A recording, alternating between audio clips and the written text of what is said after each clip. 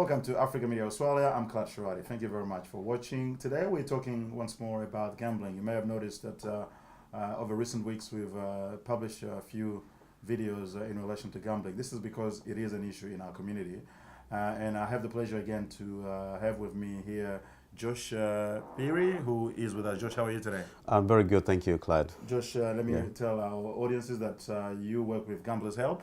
Yes. And, well, we want you to tell us a few things about gambling.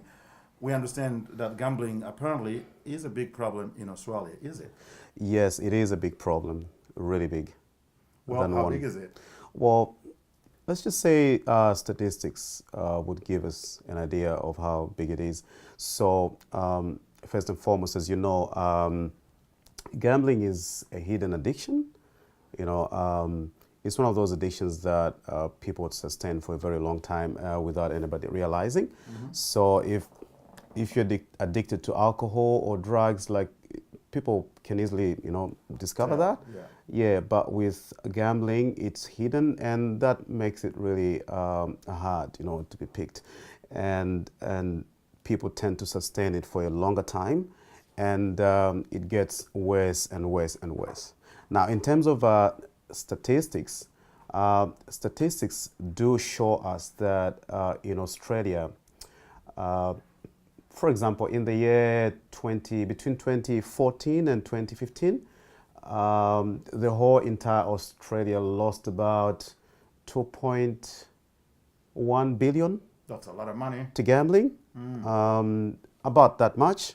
And statistics showing us that as the years are progressing, even the losses are sort of increasing.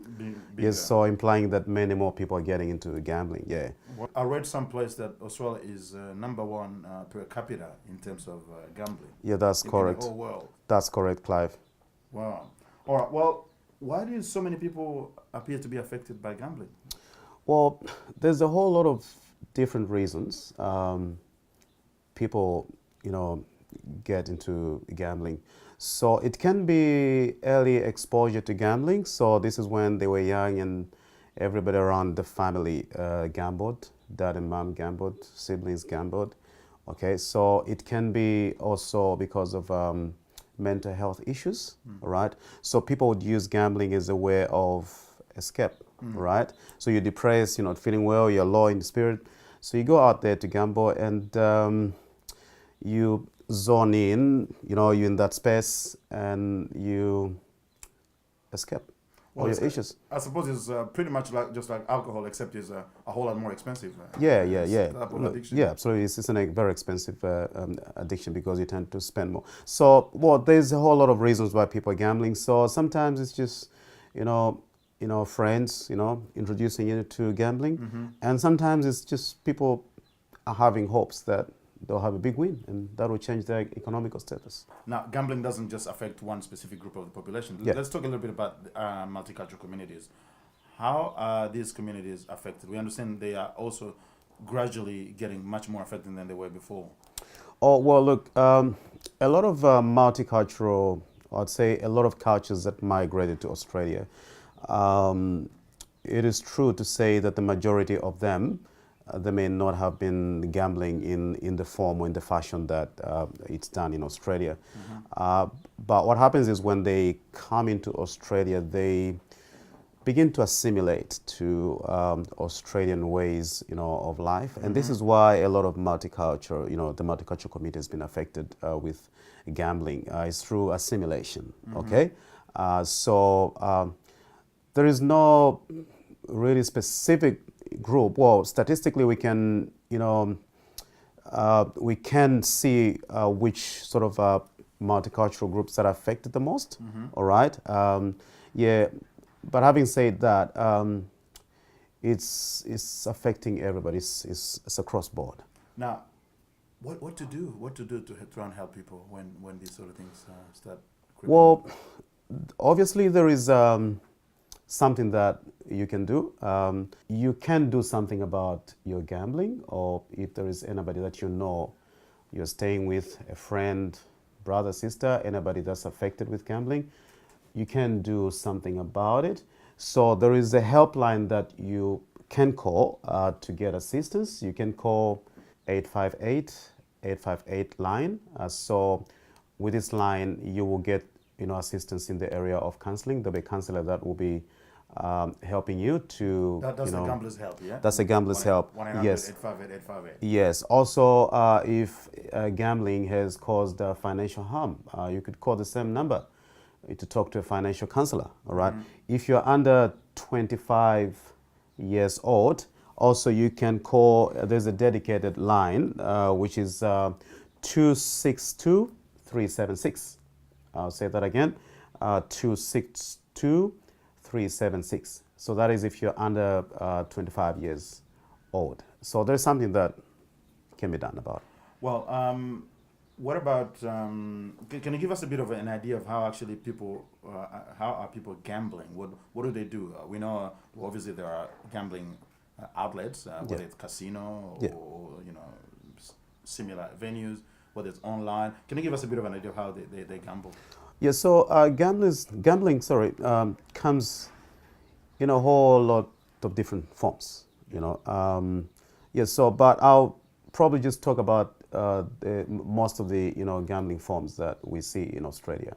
So mostly people are gambling on poker machines in the clubs, right?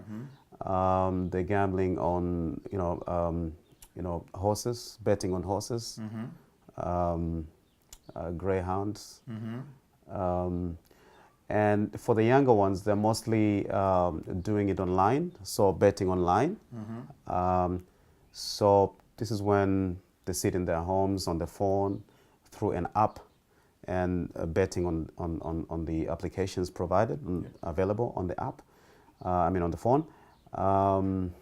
And we're seeing a lot more of sort of aggressive advertisement on television about gambling. Yes, absolutely. Yeah. Recently, there's been a lot of advertisements on the lines. On television regarding gambling. Yeah. But maybe, this could be a question for a politician, and maybe not you. But why isn't there a bit more being done? Given that obviously gambling is a big problem in Australia. Yep. It's affecting more people and having impact on families and stuff. Why isn't the government doing something about it? It's a really big debate, all right? That question has been raised in many places. Shouldn't the government do something about it, get rid of the machines? Well, obviously at our level there isn't much we can do in terms of that, but there's a flip side of things. There's a lot of revenues being raised. Yeah, cash cows. Yes. They're getting a lot of There's milk. a lot of revenues being raised and a lot of employment, that's being provided through the industry. It's huge. So I'd imagine a campaign to get rid of it will be very, very difficult. But I think what the government has done is to try and give back to the community, by funding community organizations, to provide counseling services, financial counseling, to assist people that are, struggling with problem gambling. Now, gambling often starts, like most addiction, it starts as fun, and then it becomes a problem. Yes. What are some of the early signs that people should kind of watch before it's too late for them not to feel even comfortable to ask for help anymore?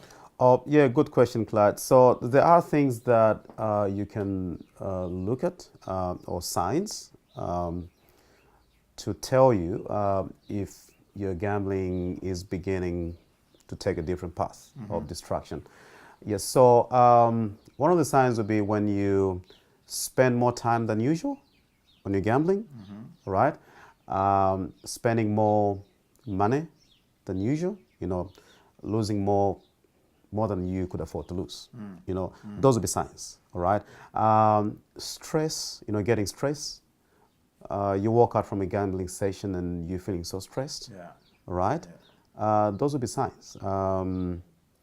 Financial difficulties, failing to service everyday issues, paying rent, bills, and all that. Yeah. Those would be signs that something is going on for you. So, like you said before, gambling is meant for entertainment, all right? But then you find some people that tend to overdo it, and then there's a lot of harm that's done to them. And I suppose the reason why it becomes a big issue is because people fail to take action when it starts becoming a problem. Absolutely. Why don't people take action when they're starting to? Well, like I said previously, so there's a lot of shame attached to gambling. Yeah. All right, stigmatization. The stigma itself, sort of, it's a deterrent. For people to go out there to seek for help because, like, nobody wants to know that I'm gambling. It's a secret. It's private. If I'm spending so much money and I can't pay my rent and all these issues that are coming along because of the harm it creates. Divorce. Marriages are breaking down because gambling. I've seen as a counselor. I've met families, couples that are verge of divorcing because maybe the husband spent all his wages to gambling. All right, and I suppose in multicultural communities as well, there's even an element of faith where people don't want others to know because whether you're Muslim or Christian, it's not something that is looked on very good if you're a gambler. Does that also? Yeah. Is that an Oh element? yeah. So coming back again to the shame attached to gambling. Yeah. So if I would imagine from a multicultural background, you've come to Australia and then you've for some reason you're gambling more and more and there's a harm that's created because of that.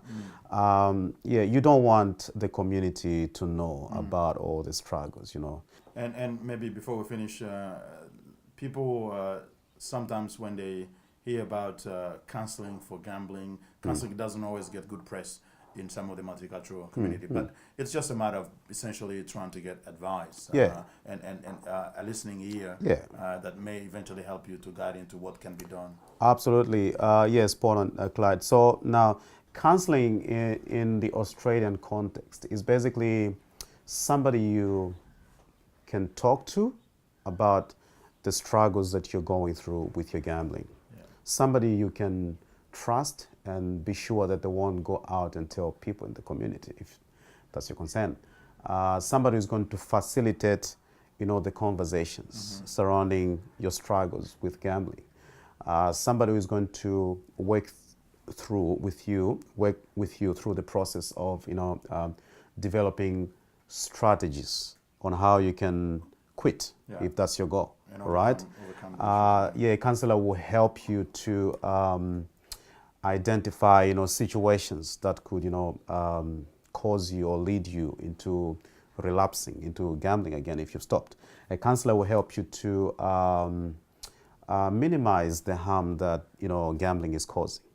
Well, that's it, folks. I suppose the message is very clear. If gambling is a problem, take action. Don't let it just continue. You will be able to get more assistance if you take action. Please comment.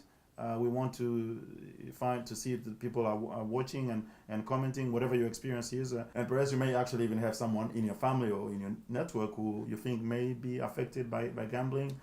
You could help them, forward this, share this video with them and make some comment. All that can help. Thank you very much. Bye-bye.